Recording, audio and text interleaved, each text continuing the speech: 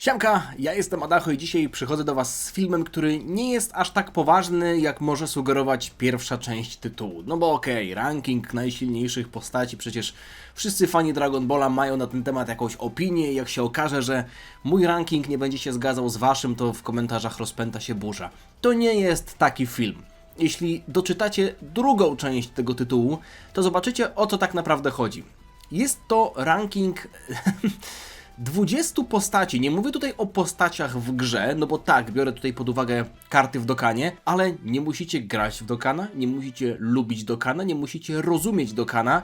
Nie chodzi tutaj o karty w Dokanie, tylko o postacie, które te karty przedstawiają. Nie wiem, czy to jest pomysł, który pojawił się gdzieś w mojej głowie tak sam z siebie, bo pamiętam, że pewnego dnia wpadłem na ten pomysł, zacząłem tworzyć ten film i zapomniałem, czy ktoś z Was mi to podsunął, czy ja sam na to wpadłem, więc jeśli ktoś z Was mi to podsunął, to dziękuję, a jeśli ja faktycznie wpadłem na to sam, to dziękuję Wam, ale nie za to, tylko za oglądanie na przykład. Więc przedstawię Wam dzisiaj 20 najsilniejszych postaci w uniwersum Dragon Balla, biorąc pod uwagę postacie, które są w grze Dragon Ball Z Dokkan Battle, a przypominam, że jest tam sporo przeróżnych postaci i ten ranking nie będzie wyglądał tak, jak myślicie, że wygląda, więc jeszcze raz o tym wspomnę, żeby to było jasne. Ten film jest zrobiony w 100% dla Waszej rozrywki, jeśli są tam błędy, starałem się, żeby nie było błędów, ale biorąc pod uwagę, o jakich postaciach będziemy mówić, trudno tutaj ważyć to na takich samych zasadach, więc zaraz zobaczycie, o co mi chodzi, a póki co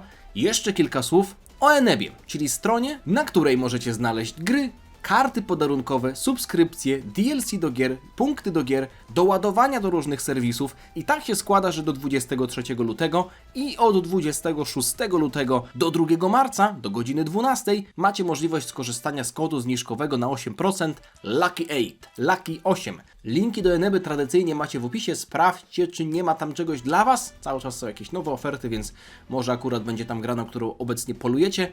A ja przechodzę do miejsca 20 i być może to będzie dla Was szok, ale jest jeszcze jedna zasada w tym rankingu, która właśnie jest tym, co dodaje dodatkowej pikanterii. W Dokanie są karty, które przedstawiają dwie postacie. I tutaj muszę wyszczególnić jedną zasadę. Brałem pod uwagę karty, które mają znaczek I, ze względu na to, że one tak naprawdę przedstawiają dwie postacie. Jeśli są karty, w których mamy plus albo ukośnik, to są karty, które w trakcie gry się zmieniają, czyli w gruncie rzeczy walczymy nadal jedną postacią, tylko że mamy dwie opcje. W przypadku miejsca 20, czyli Gamma 1 i Gamma 2, mamy kartę, na której mamy dwie gammy tak naprawdę. I dlaczego te gammy są na 20 miejscu? Zasada jest prosta. W filmie Super Hero usłyszeliśmy, że Jiren nie był aż tak silniejszy od Goku i Vegety, tylko po prostu lepiej dysponował swoją ki.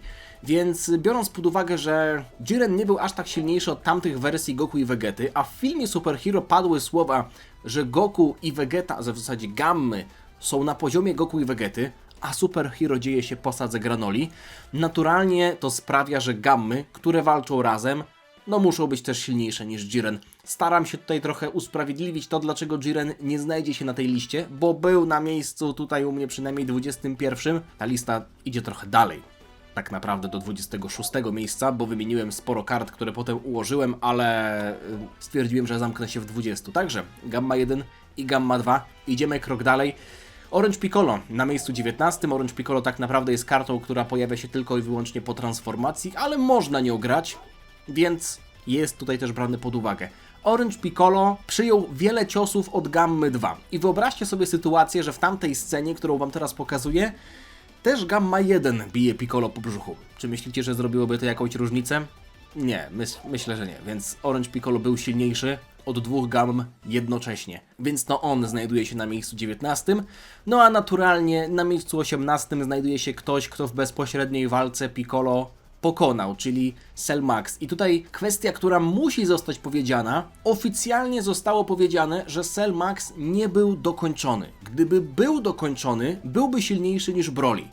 Więc dlatego Broly'ego jeszcze w tym rankingu nie ma, natomiast Cell Max się już pojawia. Jest on silniejszy od Piccolo, ale w bezpośredniej walce przegrał z Gohanem Beastem. Także Gohan Beast znajduje się na miejscu 17. No i ważna też zasada, o której muszę wspomnieć. To nie jest tak, jak w przypadku poprzednich rankingów, cześć mała, To nie jest tak jak w przypadku poprzednich rankingów, że biorę pod uwagę... Malutka, no dobrze, chodź. To nie jest tak jak w poprzednich rankingach, tych na poważnie, kiedy brałem pod uwagę najsilniejszą wersję danej postaci, tylko biorę pod uwagę to, jaką wersję zobaczyliśmy w grze. A w grze zobaczyliśmy Broly'ego nie z końcówki sagi Super Hero, tylko ze swojego filmu.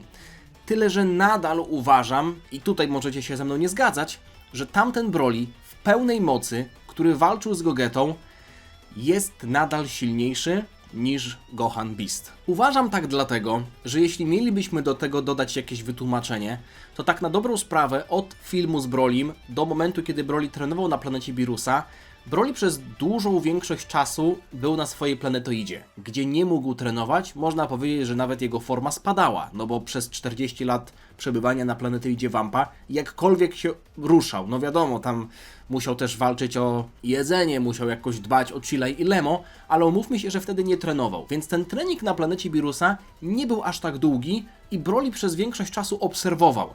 Więc to, co widzieliśmy w sadze Super Hero, kiedy Broly w zwykłym Super Saiyanie walczył z bestią, to myślę, że jest dobra sugestia, bo moim zdaniem można porównać tę moc Broly'ego do tej, którą widzieliśmy w filmie. A w walce z Gohanem Bestią Broly nie użył pełnej mocy, użył zwykłego Super Saiyanina, więc gdyby użył pełną moc, myślę, że Gohana by prześcignął. Więc Broly znajduje się na miejscu 16 i teraz wchodzimy, uwaga, na grząski grunt, ponieważ na miejscu 15 znajduje się Crimson Masked Saiyan. Czyli tak jakby Goku Black, tylko że nie Goku Black, Rose, Super Saiyanin Rose pełnej mocy. Super Saiyanin Rose Full Power. Czyli szkarłatny, zamaskowany Saiyanin w pełnej mocy Super Saiyanina Rose 3 w zasadzie, no bo miał długie włosy.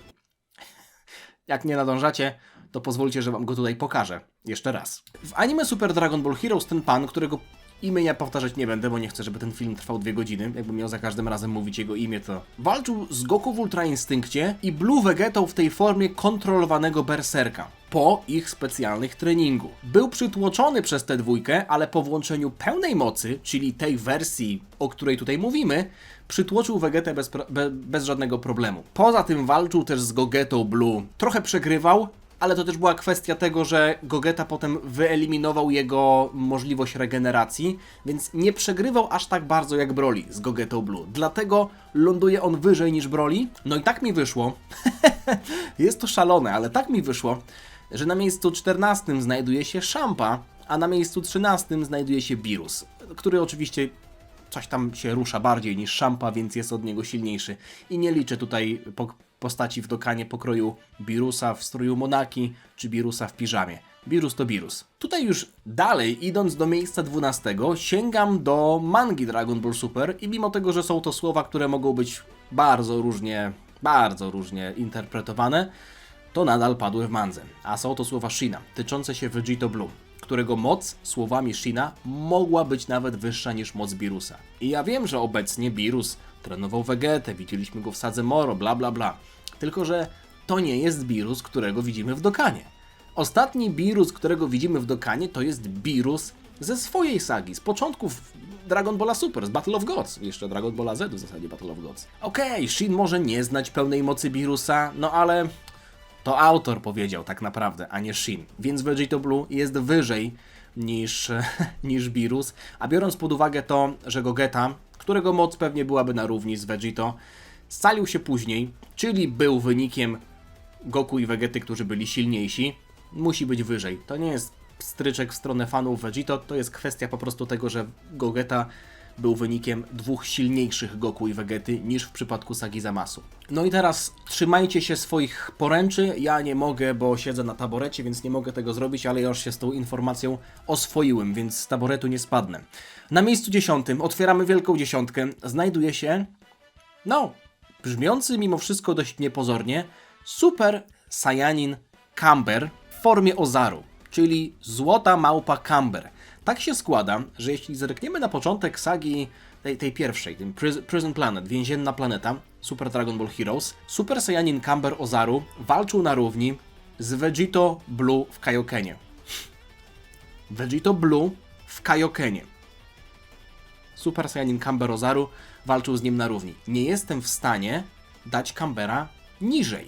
mimo tego, że on jest w zwykłym Super Saiyanie i że używa Ozaru, formy, która ma więcej lat niż ja, Super Saiyanin Blue Kaioken Vegito, przepraszam, jeśli on walczy na równi z kimś takim, musi znaleźć się na tym miejscu, chociaż idziemy dalej i robi się jeszcze ciekawiej, bo na miejscu 9 znajduje się, uwaga, Super Full Power Saiyan 4 Limit Breaker Broly. Powtórzę to jeszcze raz. Super Full Power Saiyan 4 Limit Breaker Broly, czyli super pełnej mocy kosmiczny wojownik 4 łamacz limitów Broly. To jest postać, która walczyła na równi z Super Saiyaninem 3 Camberem. Czyli mieliśmy złotego Ozaru Cambera, mieliśmy Super Saiyanina 3 Cambera i na równi z nim walczył, uwaga, super pełnej mocy Okej, wiadomo o kogo chodzi. Broly w tej wersji Super Saiyanina 4 w pełnej mocy, to nie dość, że w pełnej mocy, to jeszcze przełamał limit. Także dziwnie mi się wkłada te postacie wyżej niż Beerus, Gogeta Blue, Vegito Blue, czy w ogóle bogowie zniszczenia, ale fakty są takie, tutaj nad Odrą. No ja jestem nad Odrą, nie nad Wisłą, także mimo tego, że mówimy o praktycznie jakichś centyliardach jednostek poziomu mocy, to jesteśmy na bardzo zbliżonym do siebie poziomie, bo jeśli spojrzymy na miejsce 8, mamy tam, uwaga, super pełnej mocy kosmicznego wojownika z Saiyanina 4 limita łamaczów Breakera, czyli ta sama forma, o której mówiliśmy w kontekście Broly'ego, tylko że teraz mówimy o Vegito. Super Saiyan 4 Full Power Limit Breaker Xeno Vegito to jest postać, która, i tutaj już te poziomy mocy trochę zaczynają świrować, bo ten Vegito walczył mniej więcej na równi, ale miewał problemy z Super Saiyaninem 3 Camberem, ale jak walczył z Brolym w tamtej Limit Breakerowej formie, to walczyli mniej więcej na równi. Czyli wygląda na to, że Camber, Vegito i Broly w tych trzech wersjach są mniej więcej na równi, ale biorąc pod uwagę, że Vegito był w stanie zablokować cios Broly'ego jedną ręką, Vegito ląduje wyżej. Jeśli betoniarka do tej pory nie kręciła się wystarczająco mocno, wrzucam 5. bieg, jeszcze nie 6, ta betoniarka ma 6 biegów, wrzucam 5. bieg i zapraszam Was na miejsce 7. Fu, ale moi drodzy, z ptakiem Dogi Dogi zaabsorbowanym. Tak się składa, że po absorpcji ptaka Dogi Dogi Fu był w stanie wytrzymać ataki jednocześnie Blue Evolution Gogety i Super Full Power 4 Saiyana Limit Breakery...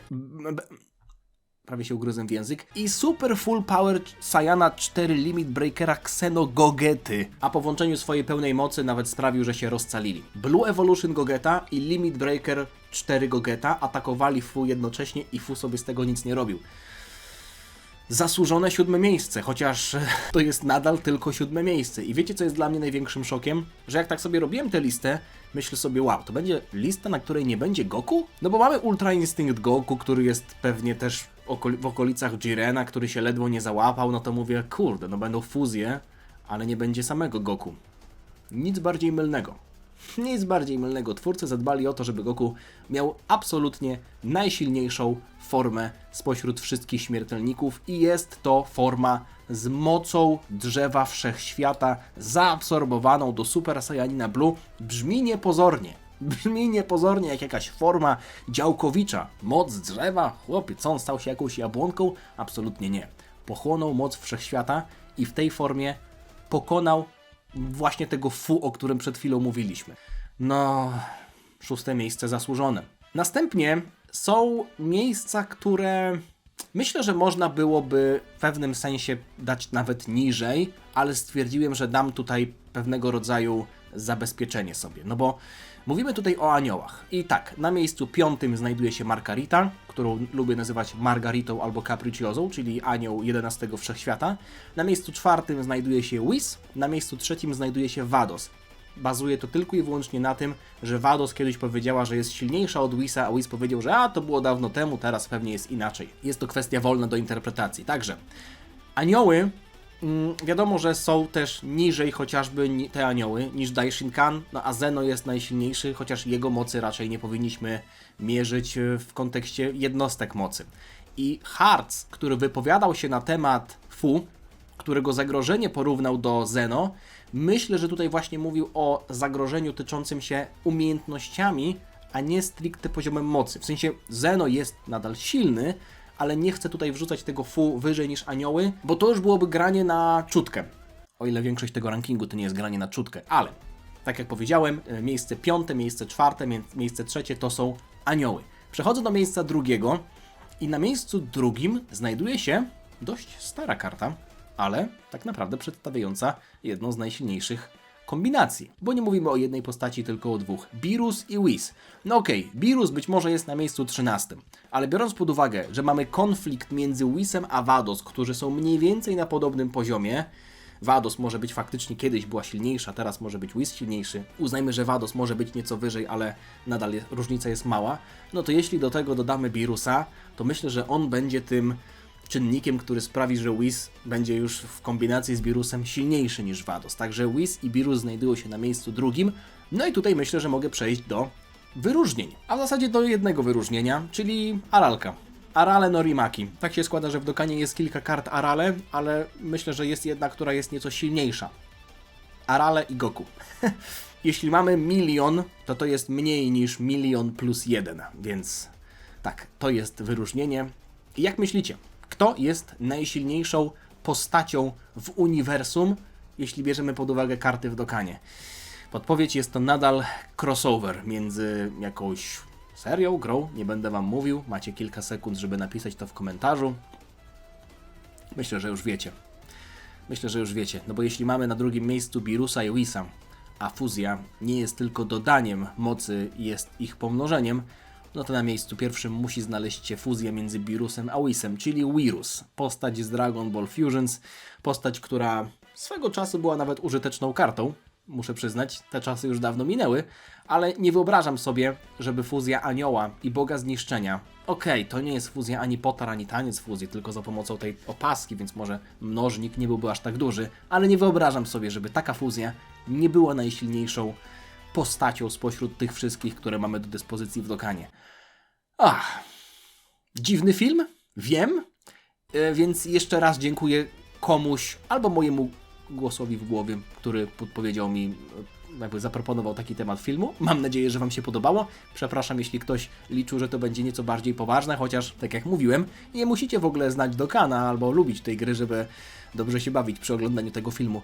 Mam szczerą nadzieję. Także zostawcie lajka, jeśli wam się podobało, zostawcie suba, żeby niczego nie przegapić. Dziękuję wam za oglądanie i widzimy się niebawem. Jeśli macie jakieś ciekawe pomysły, to na takie ciekawe filmy możecie mi podsyłać. Chętnie wezmę to pod uwagę. Dzięki jeszcze raz. Miłego dnia wam życzę. Widzimy się niebawem. Trzymajcie się. Na razie. Cześć.